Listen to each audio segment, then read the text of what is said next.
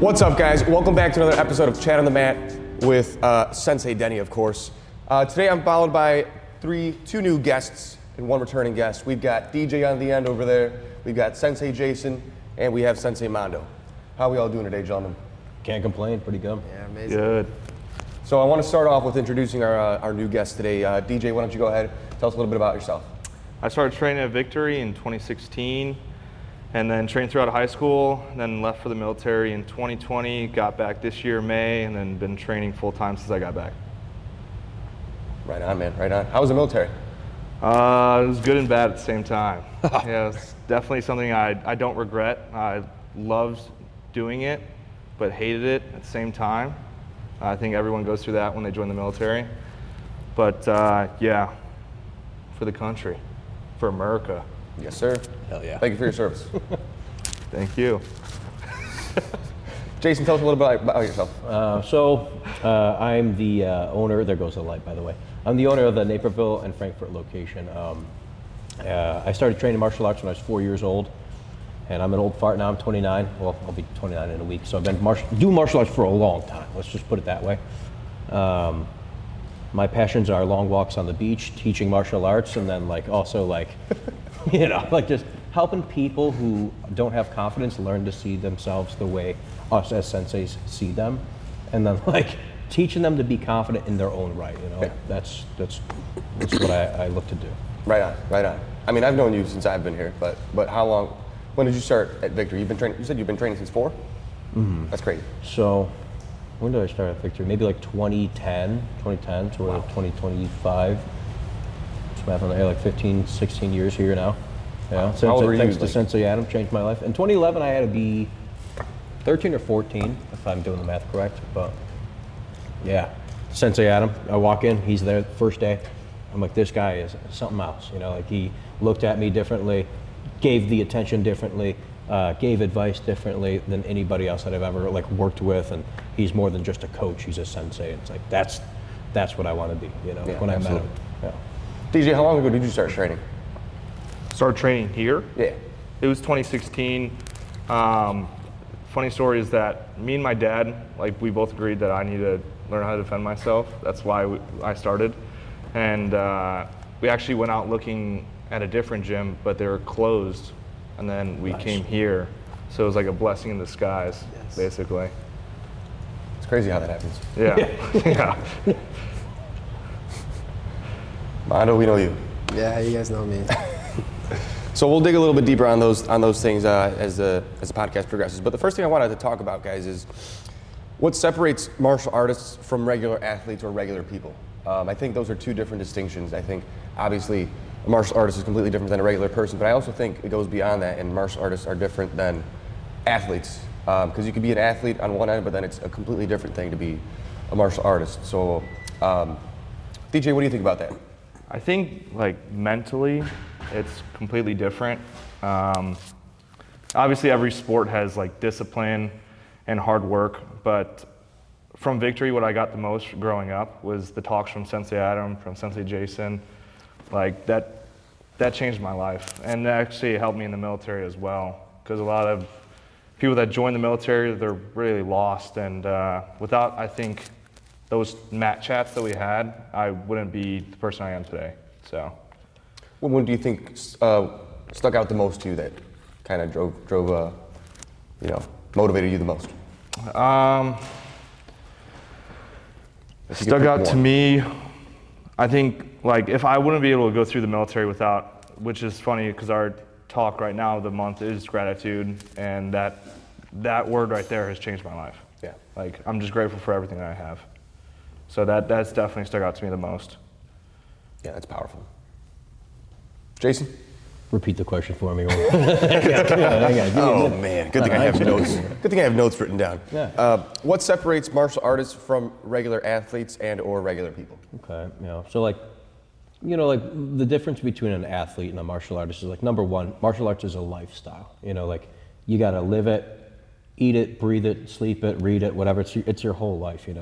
A real martial artist, not just a fighter, bro. You're reading the books martial artists read. You're going and doing the workouts that martial artists do. You know, like you learn about camaraderie. Even though it's a solo sport, it's like these dudes on the mat are your brothers. The girls, they're your sisters. You know, the sensei, it's almost like your father or your older brother, whatever it is.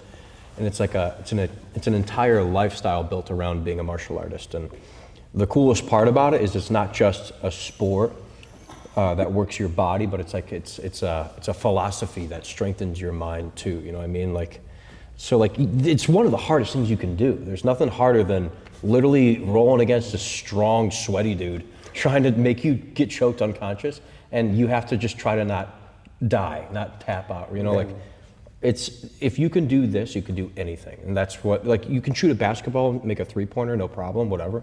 But like doing a hard roll with one dude who's really experienced, then you got to do a nice, like a hard sparring match with some dude who's been training for forever. And then like, you're going to just shake up with him and hug him right after. Like, it's like, yeah, it's what we do, you know?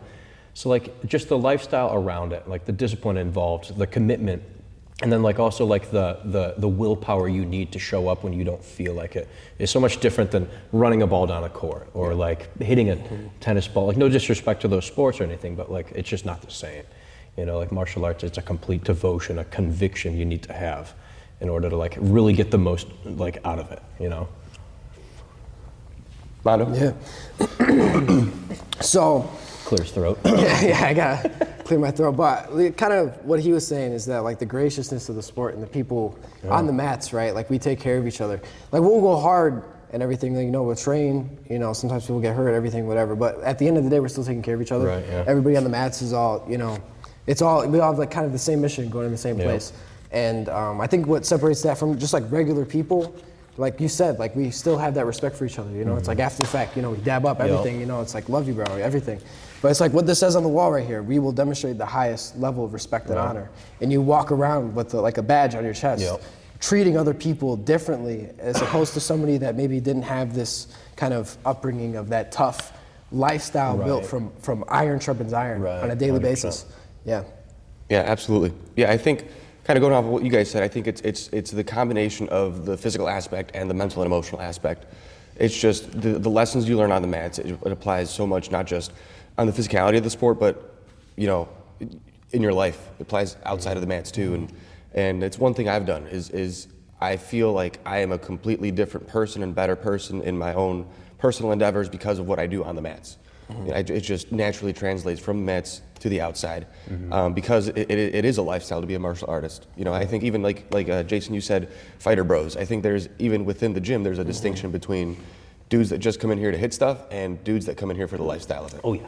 Yeah, and you can just tell, like, it translates from the physicality of the sport to outside of the way the person walks in through the door, and you know what they do outside of the gym. It just being a martial artist is much more than just hitting stuff and jumping dudes out. Nothing wrong with that, but like, yeah, and we accept them all, you know. Yeah, and the vulnerability of it too, you know, because like you said, like sometimes you feel like you're just trying not to die. Right? And sometimes like, you get dogged. Yeah, sometimes you get dogged, and you know your feelings are just out there. You just feel like, you know, whatever. But you know, like he was saying, it's the mat chat after the fact. It's like when you're most vulnerable, and then you hear those words about like being grateful. Right? Yeah, man. Like I remember sometimes, like I would get completely mopped. Like coming here as like a teenager, get mopped, and I'm just like either walking home, riding my bike home. I'm like, is this for me? For like 30 seconds, I'm like, yeah, it's for me. Yeah. Like how much you grow emotionally, spiritually, mentally, any way you grow by just getting mopped, and then you show back up. Like, man, like, yeah, I'm so thankful for all the times that I got like whooped on. Like, it makes life so much easier, and it's like simplification. That's something that Sensei Adam said that I'll never forget. One day he was teaching, he seemed like slightly stressed out, and he's like, this is simplification for me. This is simplification. Like, what do you mean by that? He's like, just coming in here, walking on the mats, teaching a couple of techniques, and then doing a couple of rounds. This is like the easiest thing I can do. It sets me free. I'm like, that's 100% fact. Yeah, like it's just, it frees you, you know, it develops you, grows you, but it also frees you from like the monotony of life and like puts it all in perspective. Yeah, and it's like you need to go through that adversity, and sometimes you need to put yourself through that, right? Like you need to tell yourself, I need to go through something hard. That's why, like, you know, people work out and people come in here, but this specifically builds you a different kind of way. Especially, you know, you're making that choice.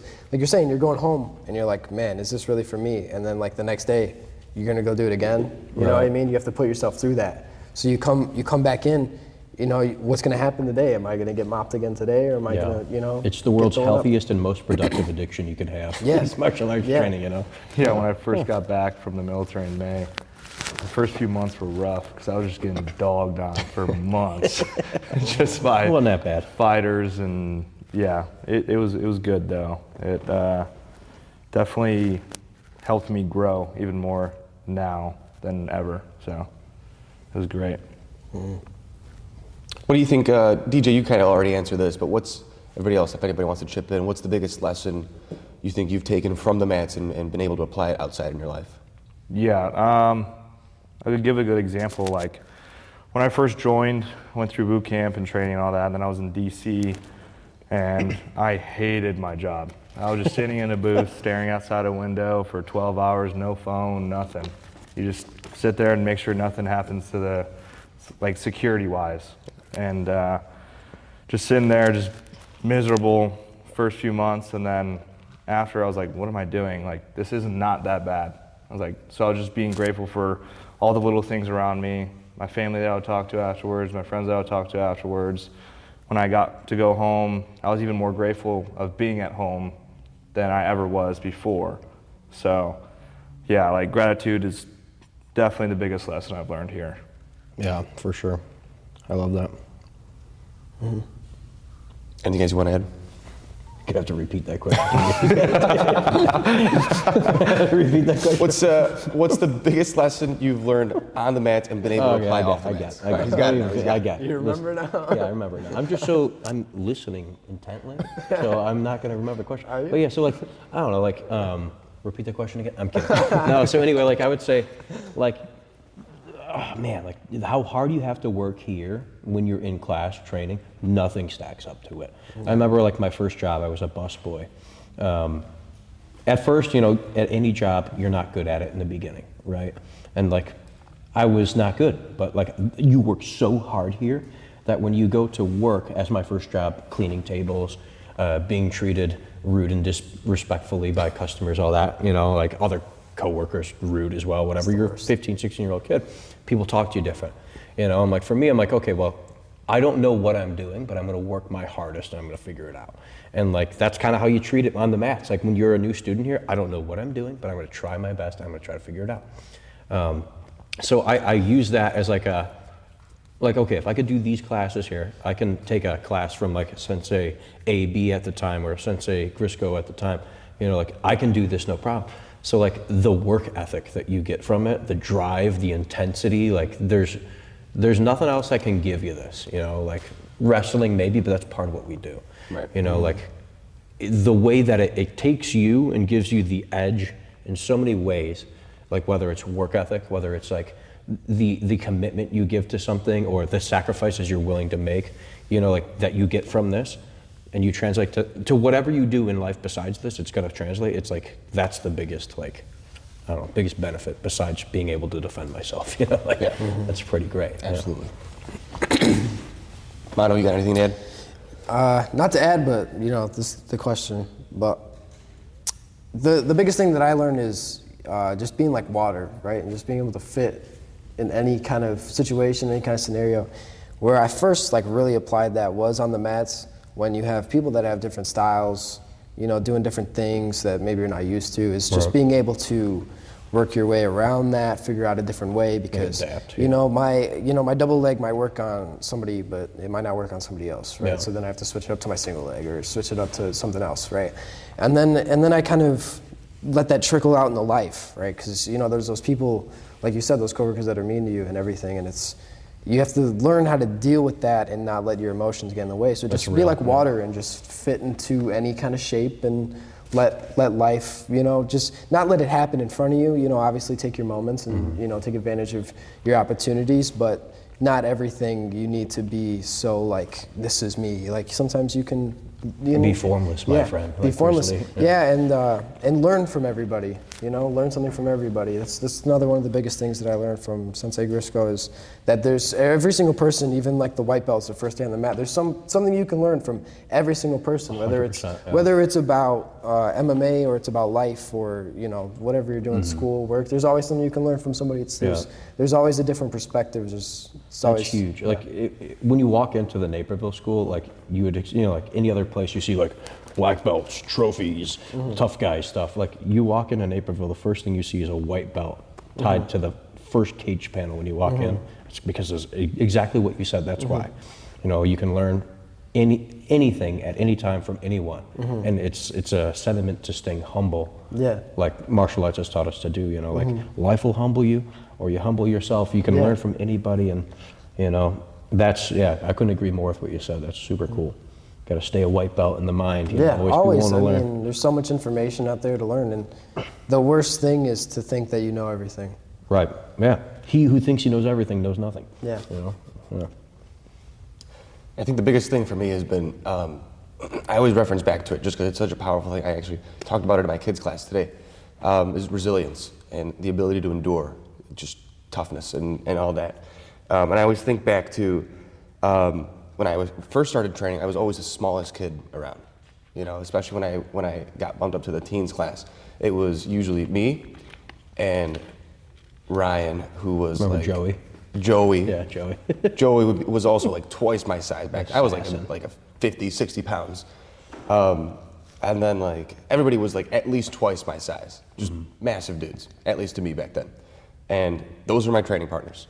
That's who I had to roll with, that's who I had to spar with. And I remember at the time I was like, oh, holy crap, this is insane. These guys are so big and I'm not doing so hot. But like afterwards I'd be like, yeah, I just train with them. Like there's no other scrawny kid like me training with guys like that. Right. And it just like that pressure, that resilience of coming back again and again and again and again, and just, you know, that translated so well outside of the dojo, and you know, being able to like take the weight of life and then being like, well, this is nothing. Like, I can handle this. I've handled worse. And that resilience just really played a key component in my life. 1000%. My personal life. It just translated over so nicely. Love it. With that said, we've all been on this martial arts journey for quite some time now. There's going to be ups and downs on that journey, peaks and valleys. So my question is, how do you handle plateaus that you've experienced on this journey as an instructor or as an athlete yourself? Plateaus. I just ask questions. That's basically it. I just ask questions to all the senseis.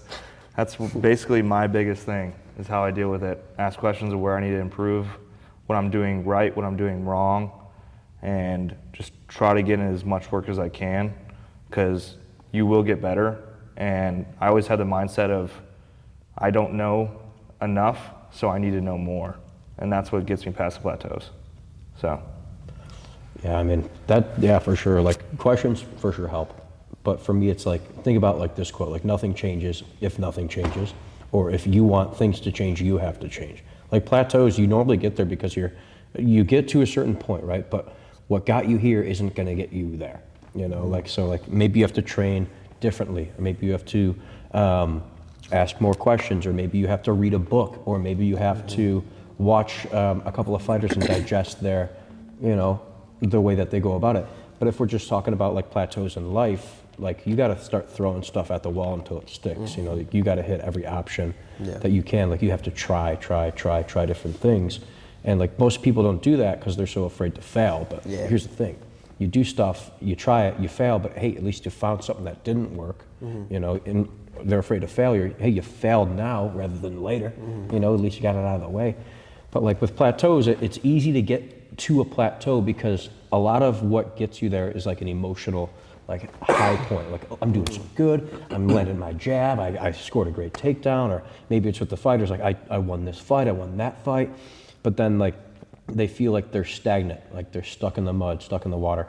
And it's like, that's when you got to start reaching out to your teammates, reaching out to your coaches and senseis. That's when you got to start reading the books. That's when you have to start trying everything different, you know, because once again, nothing changes if nothing changes. You got to change your approach. And that's where most people go wrong. They quit. Most people quit at a plateau. they get frustrated, they get emotional, and then they think this is as good as I'll ever get. I quit, I give up now. No, you're a couple of different decisions, good decisions or mess ups, mistakes away from getting to that next level, you know? So it's like you just got to keep trying. Yeah, I really like that. I really like that. And you know, the thing that comes to my head is like the mistakes that your mentors made. You know, you can learn from those. Yeah. You know, it's not like you said. Yeah, you can try something to make mistakes. People are afraid to make mistakes, but chances are you know somebody that already made the mistake that you're planning to make. Right, so yeah. you know, you ask around, just like you were saying, ask around and find out. You know what's going on. You could, you know, whatever you're planning on trying, but you know, the biggest thing is to never stop looking to gain information and looking to gain knowledge. Information changes situations. Yeah, You know? yeah. To never stop, right? I mean, there's so much stuff on YouTube. There's so many books you can read, and you know, I mean, for me, the way that I implement this into my life is that I dedicate a couple months of like the summertime, you know, times where it's easier to come and train here, to training like 5-6 days a week, and then you know, into the winter time, I'm more lifting weights, and you know, just because. You know, it's like you don't want to plateau, right? So I'm lifting weights, building my strength, and then coming back in here and building my speed, and you know, working my plyometrics and different things. There you go. I love it. That's cool. Yeah, like that's another thing. Like a lot of dudes who do this, they do this because they don't like working out, you know? Yeah. But like when you know, walking on a treadmill, not the best. You know, bench pressing, I like it. A lot of people don't. Yeah. You know, but like one cool thing is like when you start doing this for enough time, with conditioning, it's always involved in every class, you know? Like you're gonna, like, okay, fine, I'll lift a weight or two. And then they start falling in love with that. And that goes back to the lifestyle thing. You know, you hit it from every angle. Like, okay, well, if I do better at the gym lifting weights, I'll do better here on the mats. And if I do better here on the mats, I'll probably do better at work. And if I do better at work, it all kind of affects each other. And that's like another thing with the plateau is like, as you change one area and elevate one area, all the other areas come up too. You know, it's all, everything affects everything, so it's cool to the way you said that was interesting. I liked it. Yeah, that's kind of how a couple years ago I hurt my back, and still don't know how. It just randomly, I might have sneezed wrong, and I just like blew something out. I don't know, but it really frustrated me because I was really into grappling at the time, and anytime I did grappling, like class, I could do like one rep, and then I could just like not walk, like it just hurt. So to an extent, I plateaued, and then I just got frustrated anytime I came in to train. So I was like, all right, something's got to shift, because like I want to be like excited about training. I don't want to come in here and be like, oh, here we go again, like back pain again. So for a short amount of time, or a long time actually, like a year or two, I stopped training grappling for a little bit, and I just went all in on striking. And it was I found a passion again for coming in to train, and it obviously had elevated my striking game. And I even did a smoker exhibition match in between there. That was a good fight. And then now, like all of a sudden, my back is better, and I'm back to grappling with a newfound passion for it. Now all I want to do is grapple. Like, I don't care for striking. I just want to grapple now. I like it. So it's like if you can't, it's like Mando said, you got to flow. Like grappling wasn't working for me, so I pulled back from that, and I just like invested double time over here, and it kept me mentally sane coming into training. I like it. Yeah, that's super cool. Yeah, like that's another thing too. Like with this is like nobody is ever 100%. This guy just was it a month for your, was it subluxated collarbone? Yeah. I had to memorize the term. The guy's injured. You remember that, but not the questions. That's right. that's dang right. Yeah. So anyway, like nobody's 100% of the time, and that's another thing is like learning. That's like 3 mat chats in its own. It's like make do with what you got and bloom where you're planted. And Denny, I think that's exactly what you did when like your back was messed up, so you couldn't do your favorite thing, grappling, wrestling, jiu-jitsu. But you're like, okay, I like striking enough. Let me get good at it. And like you can see, like, you know, the proof's in the pudding. Your skills came up a ton. But like sometimes life will give you these setbacks, which they're just really setups for you to get better and gain more perspective and more. I don't know, like to help you evolve, you know? Like without pressure, there can't be diamonds, so to speak. I know that sounds corny, like an Instagram caption or whatever, but like for real, like if you didn't hurt your back, you wouldn't have become the man you are or the sensei you are or the martial artist you are. And like you don't learn that kind of stuff unless you do mixed martial arts. At Victory Martial Arts, 3-week trial. Look us up, you know? But yeah. Yeah, just to add on this, to like the way to deal with plateaus, I'm reading this book right now because I'm stepping into leadership, in Lockport and everything. I'm reading this book called The Leadership Shift, and in that book, this guy is very wise. He said that at the end of each day, you want to make sure that you're satisfied, but not satisfied enough to where you don't wake up the next day wanting to keep going at it, right? So I don't know, I just want to see what you guys think of that. But what I think of that is like, it really changed the way, because like, usually you think, okay, I'm gonna give everything today, right? And sometimes you sacrifice like sleeping and like everything to get something done, right? But sometimes you need to do just enough where I'm like, okay, I did enough today, so then tomorrow you can wake up and attack it again, So what do you guys I could think write of a that? whole book about that one right there. Yeah. But anyway, I get that completely. Like you're saying, give it all today, but like leave something behind for tomorrow. Yeah. And that's the one part I would disagree with, because it's not leave something as far as tasks go behind, because Yeah. you can handle the tasks. You'll Right. grow, you'll stretch, you'll Right. expand, you'll handle all the tasks. But you don't need more. You don't need to leave more things left behind. You need Yeah. more reasons Yeah. left behind. Like Yeah. a person Reason could do, to want it. Right. Yeah. A person could do incredible things with enough reasons. Like most people don't do well, not because they're not strong enough, not smart enough, not capable enough, just because they don't have enough reasons. So like for me, like like I do a lot of stuff now, a lot of work, a lot of administrative stuff, teaching stuff, like a lot of work stuff, running the different locations, and it's like there's always something to do. There's always something to do, but like it's the reasons. What you need more reasons to keep going. Like I need more inspiration. Like do it for like my future kids, or my future wife, or for my sensei to honor his lineage, or like to make a difference in these kids and their futures, even if it takes them 1 degree difference from where they're going, put them on a better path.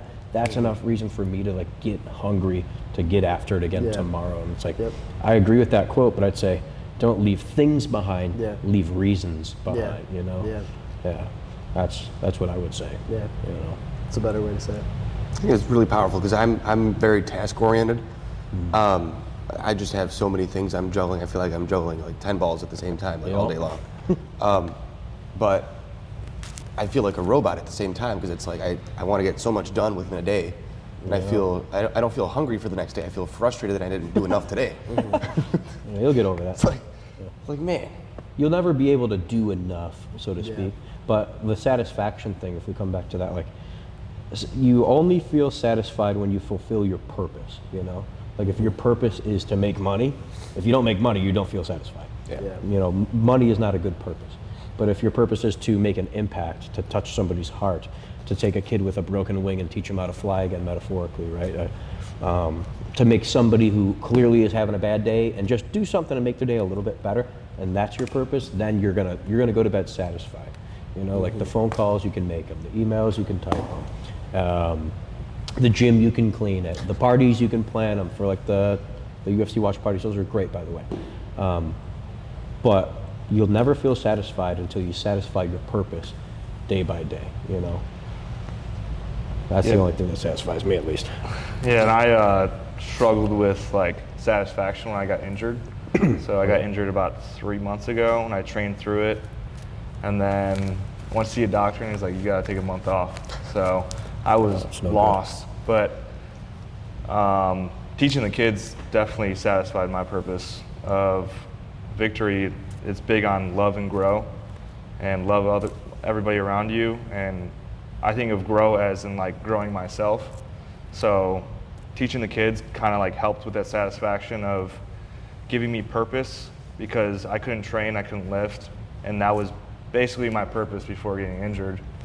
And now my mind's kind of changed overall, and I still want to fight, I still want to train, everything like that, but now that this injury happened, it kind of opened my eyes, and I have a bigger purpose of changing others now. So that definitely changed my life. Yeah, dude, everything happens for a reason. Nothing happens for no reason. And like you mentioned, like growth, right? Like, and that's another cool thing if we're talking about, just the lifestyle, being a martial artist here. Like, if we're talking about growth, you can't pour from an empty cup. If you're not growing, if you're staying the same, there's no such thing as staying the same. You're growing or you're dying. You're climbing the mountain or you're sliding down it. You're getting better or you're getting worse.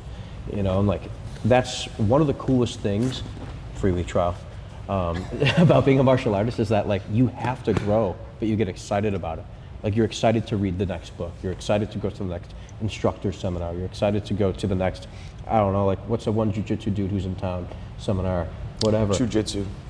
Yeah, jiu-jitsu, great seminar. But yeah, like you're excited to keep growing, whereas most people in their regular jobs or whatever, regular lifestyles, regular hobbies, regular sports and activities, they just kind of go through it and hope they do good, you know, for the most part. But like it's built in that life, the essence of it is growth when you're doing martial arts, and you're always keeping your cup filled. You're learning, you're growing, you're increasing so you can give more.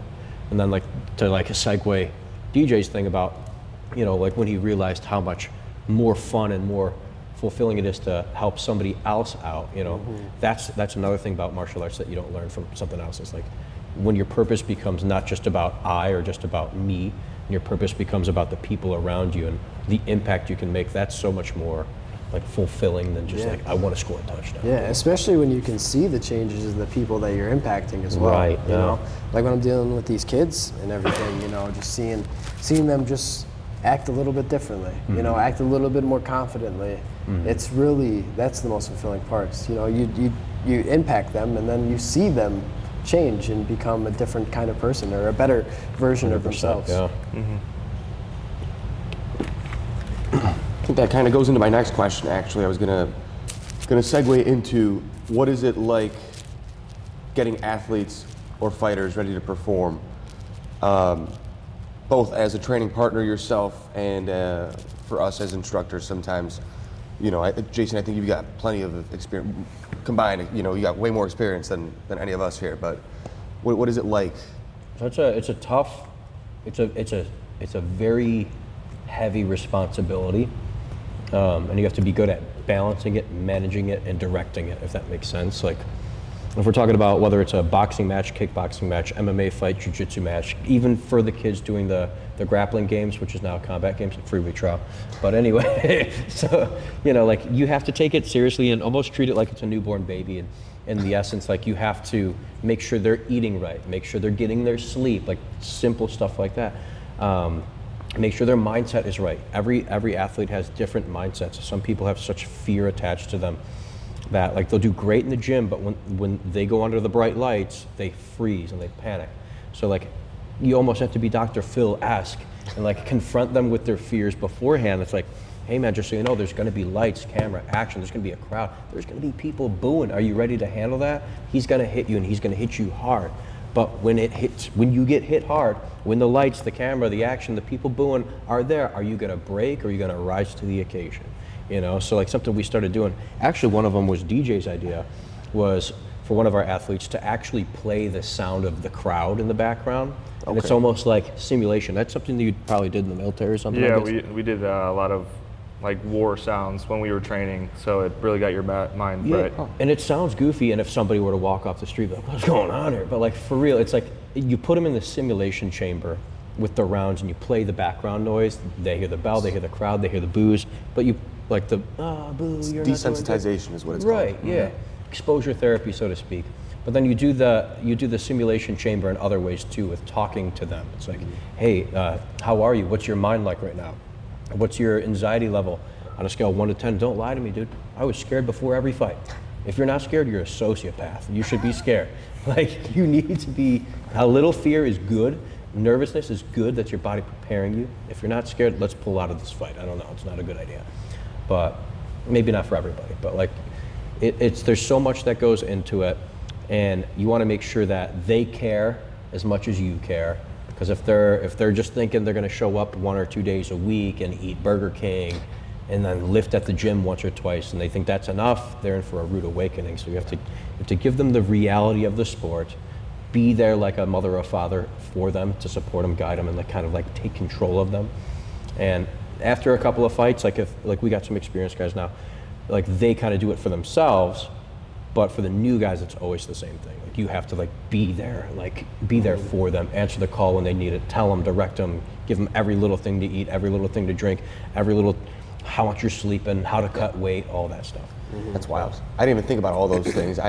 Over the summer, we had a couple guys from Orland do a smoker, and I kind of, I've got no fight coaching experience, but I did as much as I could for them, and like I would take them to the stairs every Sunday, and we would just do laps up and down the run stairs. faster. I don't know what to tell you. Yes. Run faster and harder. I'm tired, coach. Let's go. That's too dang bad, But, But yeah, I that's, didn't even think about how involved it should be. and that's to that just extent. the whole getting prepared thing. We even talk about the strategization. That's a hard word for me right now. Like the fight camp planning, the pad work, hey, you have a tendency to throw your right hand after this specific attack every time. They're going to catch up on that. Or hey, you drop this hand when you throw that overhand, you better bring it up.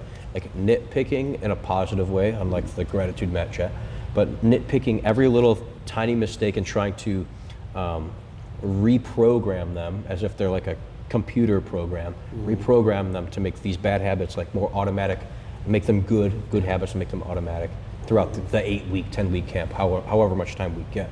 Like that is a lot of time, a lot of repetition, a lot of like, you kind of have to be like, if you're being their sensei and their coach, you got to be real with them. You got to tell them what they need to hear, not what they want to hear. Like, hey man, you've been dropping your hand too much. Hey, you've been getting lazy after round 6, round 7 in sparring. Or hey, your discipline just isn't there, man.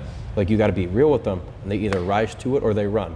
The ones who rise to it always do the best. The ones who run, they weren't meant to compete at that level, which is not for everybody. You got to really want it.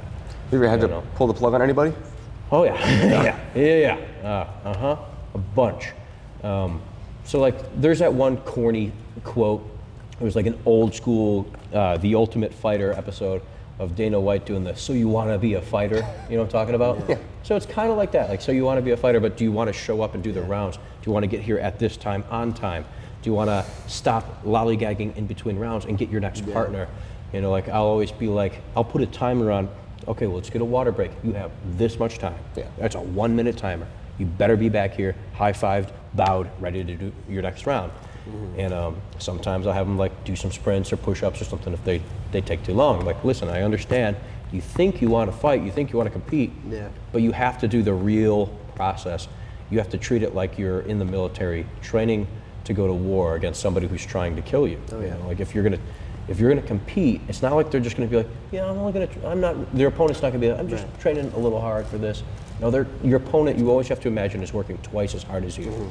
So like making sure that they put that effort in, sometimes that's the dividing line between who makes it and who doesn't, and the people who don't make it, like, hey man, we're gonna have to pull this fight from you because I just don't think it would be a good idea for you. I've had to do that a good handful of times. That's wild, man. Yeah. As training partners, what's that experience like working with athletes that are ready to take that walk? So I got back in May, and like I had a month. Shoulder. I had a month, and then guys were fighting, so I was helping them train, and I needed to be like, I wanted to get better for myself, but I also realized that like I need to eat right, sleep right, and then show up for training for them. And one of our guys just went through a camp, and I was just trying to be my best for him so he could succeed. And that was the biggest thing, was just showing up for him, not only myself, and eating right. Just making sure that it's almost like I'm getting ready for a fight just because I'm training with him. Yeah, that's basically it. Yeah, he brings a piece of you in there with him on that fight night. That is huge too. Like, that's another thing. Like you say, it's not a team sport, but like you have to be at your best. You have to eat right. You have to stay hydrated, make sure you're taking care of yourself if you want to make sure you can help out your brothers or sisters the way that you want them to. You got to stay peak performance. Peak performance is kind of a corny word, but like if you want to do your best for them, you got to stay like top level, top notch. You can't be getting lazy, eating junk food every night. It's a commitment. Yeah, it's the thing that I like to say a lot is like confidence through preparation. So like the level of confidence you have is through preparation. Some people, sometimes they get in over their head, like you said, they come in 2 days a week, and I'm 20, so a lot of these guys that want to fight, you know, and everything, they usually talk to me about it first, and they're like, hey, I think I want to fight. I'm like, dude, you've been here for like 3 months. Yeah, slowly roll. I think we should, you know, wait a little bit before, because, you know, like. Yeah, this is not the University of World Star Hip Hop. Yeah, we got some time and reps to put in. Yeah, and I've, you know, I've also been a body for, you know, some of the more advanced guys here that have fought, and yeah, it's all about the preparation for it. You know, it's not everybody's willing to go through that hard camp, right? And then, like, I remember one time specifically, we sat this one kid down. And we were like, you know, you have to come in at least 4 days a week. Yeah. Coming here to train hard and staying like an extra hour even after class to hit pads, and we're gonna spar. And yeah, he was like, yeah, no, I don't have time for that. Well, it's like, we're not gonna let you do it. Yeah, because I mean, like we're all saying right now, like it's an individual thing, but it's also a team. Like, you're representing Victory MMA when you step into that ring, and I feel like, you know, what it says on this wall, I'm gonna mention it again, like the highest level, right? We're going to give our best and give our all. So that's why you're talking about being there for our teammates, and that's an important thing. You know, we want to be there for these people and make sure that they bring their best. Right. Yeah. And like, just like they'll be there for you. Yeah. And like, when they go and compete, they bring a piece of you in that cage. When you go and compete, you bring a piece of all of your teammates in there with you. You know, and like, then to see them in the crowd cheering you on, win, lose or draw. Whether you're beating butt or they're beating your butt, they're still there for you the same way. And it's like, that's. And it's important to collect as a group. I mean, because you can spar and hit pads with the same guy every single day, but you know, but you need a group of 5 or 6 people to cycle it out, get different, you know, perspectives on it. Different looks is huge, you know. Different everything. You know, like Jacob over there is going to take you down a little bit different than Bobby does. None of them are going to submit you unless their name's Denny, but like, And you know, this guy's different. He's not, you know, your opponent. He's going to be, you don't, especially if it's a debut fight, you don't even know anything about the guy. Yeah. So you got to prepare for anything. So like, you need a community around you, especially as like you keep competing, and maybe you do a jiu-jitsu tournament, you do one of those new cool wrestling wars things or whatever. Like, you're gonna need some freeway trial. You're gonna need some different training partners, you know. Yeah. Like, you're gonna need a group of dudes around you. Yeah, someone with strong wrestling in the group, and then somebody with strong kickboxing, somebody else with something, you know? And like, back to iron sharpens iron, like, you got a strong wrestler, he's gonna make you a better wrestler. You get a strong kickboxer, he's gonna make you a better kickboxer. Everybody's, you know, making everybody better. And then everything comes up. Right, exactly. I think it elevates the environment, the room when somebody's in fight camp. You know, when like, for example, like when Eddie's in fight camp, the whole room just shifts. You can feel it in the area. Like, there's a tension, but a good tension, like a vibe of like, everybody in here is putting in hard work, and you hear the pads cracking over here, and you already know what that means, you know. And it's just different. Like, when somebody's not in fight camp, not that we're just chilling out here, but it's just different. There's a noticeable shift in the air. Yeah, everything's a little bit more relaxed. There's no like raining doom. Especially when the whole team is there too. And it's super cool, and then you get a whole. Everyone's got a story to share. Yeah. Everyone's like, hey, remember when he did that? Remember when he like kicked this guy in the face and stuff? Like, yeah, that's cool. Yeah. Oh man, Jason, we need some old school dojo lore. Old school dojo lore. Yes. Oh, I've got too much. You might as well call me Unc, because I'm gonna be 29 now. So like, old school dojo lore. What can I say that's not gonna be like crazy? Yeah, I don't want to be offensive. There's a different time back then, boy. No, I'm just kidding. So like, I don't know. Let me see. What could I say? Like, should I talk about Orland, Naperville? Well, like, from my perspective, like, the other day I did a doom scroll on the Orland Park Victory page, like, as far as I could go, as far as my finger could take me. And I saw, like, we used to do like fight team tryouts. Yeah. What was that about? Oh Lord. So like, back in like the OG days, back when I'm talking like Sifu Dion Ricardo was still running it.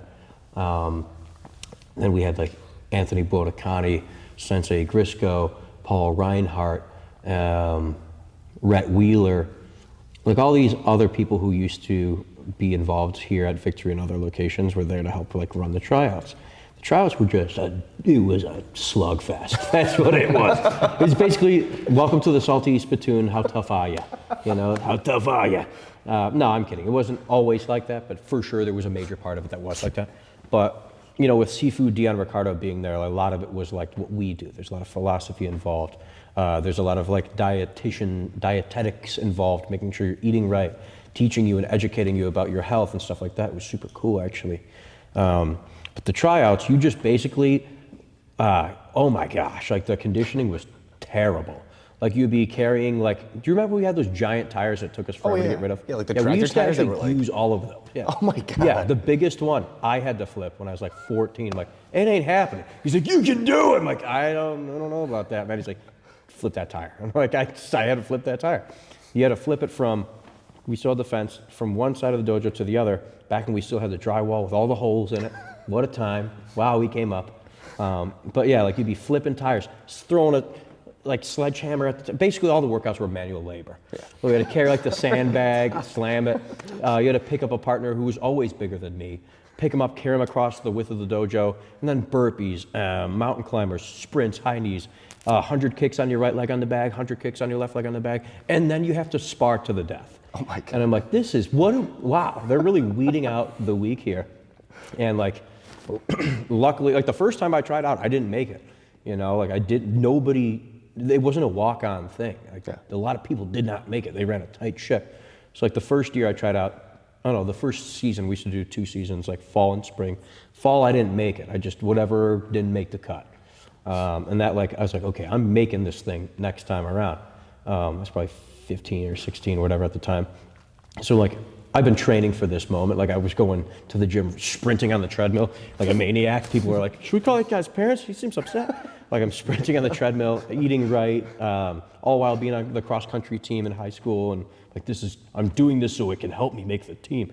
Like I literally joined cross-country to try to make the team. That's awesome. Yeah, so like spring comes around, we do the crazy workouts, kicks my butt even more, and then plot twist, there's a bunch of new crazy workouts that I've never even heard of. And you know what a Turkish get-up is? It's just, I feel like it's just like an FU of an exercise. It's like, why am I doing this? It's like you have like this crazy, let's say this is a kettlebell. You have to like lay on the ground like you just got shot or something. And then you pick it up like this, and then you go like this, and then you do a tactical get-up. And it's like the world's heaviest thing in the world. Like, why are we doing this? But I think it was just, once again, to weed out the weak folks. But I was determined to not make the cut again. So like I did everything I could. I sparred harder than I ever sparred in my life. And, you know, I actually ended up, because they do that cool thing at the end where they call your names. And I was like, towards the end of the list, I'm like, really nervous. Like, they're going to call my name or what? And they called my name. I'm like, yes! And it was like a Rocky Balboa moment, like minus the stairs, you know. But I was so proud of myself. And like some of those people from that tryout are still some of my best friends to this day, because like we just probably reminiscent of like what DJ went through with boot camp. You know, like it's such a hard process that like those people in the tryouts become like your brothers for life or sisters for life. You know, so what did it mean to be on the fight team? You guys were just. It was an honor. Like you don't just make the fight team. It was like, yeah, it was intense, and that was back in the day. Like way back in the day when Team Victory was, I think we're probably bigger than it used to be now, but like it was huge. Like we would go all over the place, and everyone knew the Team Dion Ricardo jacket, which was Victory. And like to have that jacket meant something. Like you don't just get that jacket. You have to be like, say, okay, you're allowed to have that jacket now. It was like one of those cool, like high school, you know, I got the Letterman like jacket. Letterman jacket, yeah. Like the specific fight team hoodie was like, yes, that's cool. So it's cool, like and then you go to the fights, and then everybody knows you. Like, oh, I'm from the UIC location. Do you remember we used to have a UIC location? I actually did not. Yeah, a buddy of mine, Sean Teslow, runs it now. It's Warrior Evolution MMA. Shout out to them. I think they have a free week trial as well if you're in the area. Anyway, yeah. So like, we're all from the same era, and like, you get to see people from different gyms, which for me at the time was new. Like, there's other Victories? What? And they're just as cool as the people at my Victory? Wow. And like every Victory's big on respect, you know, like that's in case you don't know what I'm pointing at people on the camera, it's the mural. Read a book, get with the program. But yeah, like, so that whole tryout process to make the team, you get brothers for life, and it's such a transformative process. And I'm kind of trying to like re-emulate that in a way on Saturdays at the Naperville school, but just not as intense. I'm not going to make you do a Turkish get up or Oh, you're getting soft on flip us. a tire. Getting soft. We actually just got rid of our tire. We couldn't get rid of our tire either. We had to take our guy Tyler. Tyler, if you're watching this, shouts to you. He took it home, and then I believe he sawed it in half. I'm like, thank you. We couldn't get rid of it for forever. There's a liability, that thing. Kids were crawling in it. You know, like that thing flips over on one kid. That's not good. So we had to get rid of it.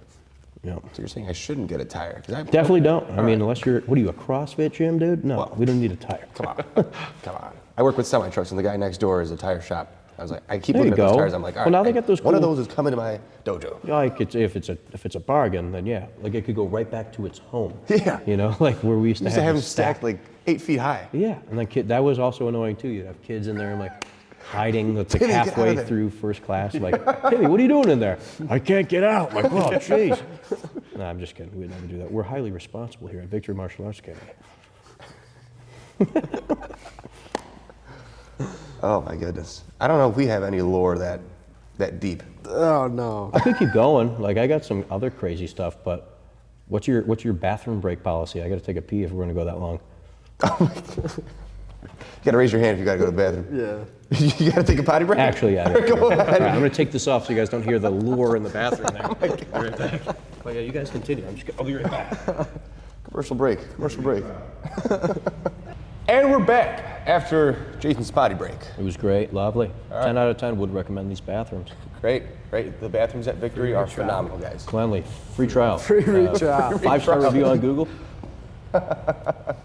All right, so last thing for us boys is it's been a hot topic for the last couple, I'd say about a month or two now.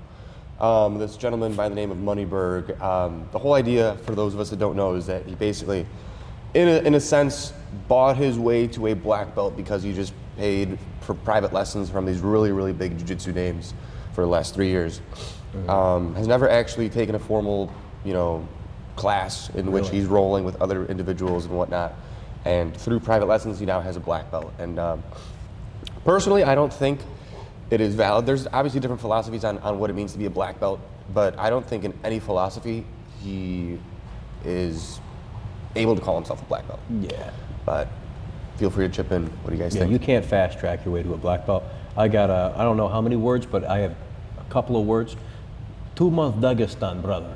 See how he wades out there in Dagestan with the wrestlers, dude.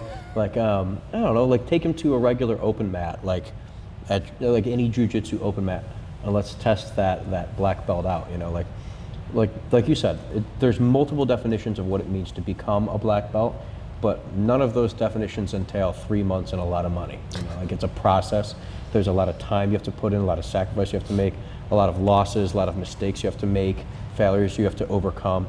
Like you can't just, hey, I got a lot of money, you got private lesson time, let's make this happen. That's not how it works, That's my input on Moneyberg. Yeah. Who gave him a black belt? I'm not 100% sure, actually. I don't know enough about it. Amazon. I don't know. Well, I feel like money could make it easier. Like there's Zuckerberg, who's like very big on jiu-jitsu. Tom Hardy that I know of, I believe he's blue belt level or something. He also publicly competes like at jiu-jitsu tournaments and stuff. So I think money to an extent could make it 10 times easier. Sure, you get more resources, you Yeah. know, like you could go wherever, whenever to train with the best in the world, but it doesn't mean that that's gonna, like sure, maybe you'll get the fundamentals faster, but also like you're getting so much different input from so much different people at different styles at like almost like at the wrong time in your learning development curve. So like you're getting, I don't know, it could be, if anything, more confusing than helpful, more chaotic than progressive, if that makes sense, you know.